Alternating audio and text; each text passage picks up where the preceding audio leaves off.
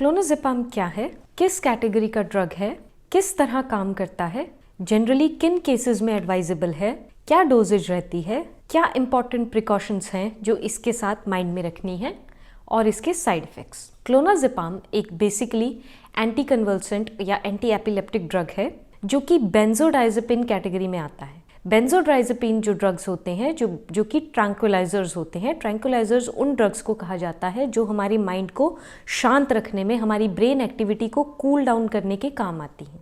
बात करें यूजेस की तो जनरली क्लोनाज़ेपाम एडवाइजेबल है आपको एंजाइटी के सिम्टम्स में। अगर आपको एपिलेप्सी है और आपको बहुत ज़्यादा सीजर्स यानी कि दौरे पड़ते हैं, उस केस में आपको ये ड्रग एडवाइजेबल है। इसके अलावा अगर आपको पैनिक अटैक्स आते हैं, पैनिक अटैक्स के केस में क्लोनाज़ेपाम कॉमनली एडवाइजेबल है। अगर स्ट्रेस के सिम्टम्स बहुत ज़्यादा हैं, अगर आपको ब्रेन को और नर्व्स को काम डाउन करना है, तो इस तरह के केसेस में आपको डॉक्टर्स कॉमनली क्लोनाज़ेपाम एडवाइस कर सकते हैं। क्लोनाज़ेपाम किस तरह से काम करता है? ये हमारी बॉडी में, हमारी ब्रेन में एक रिलैक्सिंग हार्मोन है जिसका नाम है GABA, gamma amino butyric acid, जो कि हमारे ब्रेन की एक्टिविटी को नॉर्मल और स्मूथ और कूल डाउन करने में हेल्प करता है। ये ड्रग उसकी प्रोडक्शन को बढ़ा देता है, जिससे हमारी माइंड में जो एंजाइटी है, जो पैनिक अटैक्स है, या फिर कुछ लोगों को जिनको मेनियाज हो जाते हैं, या कुछ लोग जिनको बहुत ज़्यादा एकदम से डिप्रेशन का अटैक आता है, ऐसे लोगों में ये माइंड की रिलैक्सेशन में काम करता है। अगर आपको इसके मैकेनिज्म ऑफ एक्शन पे एक डिटेल वीडियो चाहिए तो उसका लिंक हम नीचे डिस्क्रिप्शन बॉक्स में डाल देंगे। क्या डोजेज है जो जनरली क्लोनाज़ेपाम के साथ रहती है? नॉर्मली ये टैबलेट फॉर्म में अवेलेबल है।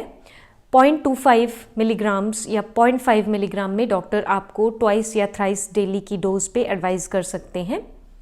लेकिन ध्यान देने की बात यह है कि पर डे 4 मिलीग्राम से ज़्यादा क्लोनाज़ेपाम आपको कंज्यूम नहीं करना है। इससे भी इम्पॉर्टेंट चीज़ ये है कि जितने दिन के लिए आपको क्लोनाज़ेपाम एडवाइजेबल है, आप केवल और केवल उतने ही समय के लिए इसको लें।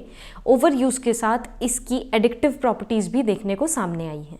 डॉक्टर्स जिस तरह से जितनी डोजेज में जितने समय के लिए आपको ये ड्रग एडवाइस कर रहे हैं, आपको उतने ही समय के लिए इसको लेना है। क्या इंपॉर्टेंट प्रिकॉशंस हैं जो आपको माइंड में रखनी है जब डॉक्टर्स आपको क्लोनाज़ेपाम एडवाइस करते हैं? नंबर 1, अगर आप किसी भी तरह के बेंजोडाइज़ेपिन से या किसी भी तरह के ऐसे ट्रैंक्विलाइजर्स ड्रग से एलर्जिक हैं, तो आप सबसे पहले अपने डॉक्टर को इसके बारे में ज़रूर बताएं। अगर आपको किसी तरह की क्रॉनिक लंग डिजीज़ या लिवर डिजीज़ रही है, या फिर आपको कोई क्रॉनिक किडनी डिजीज़ रही है, तो भी आप अपने डॉक्टर को इसके बारे में ज़रूर बताएं।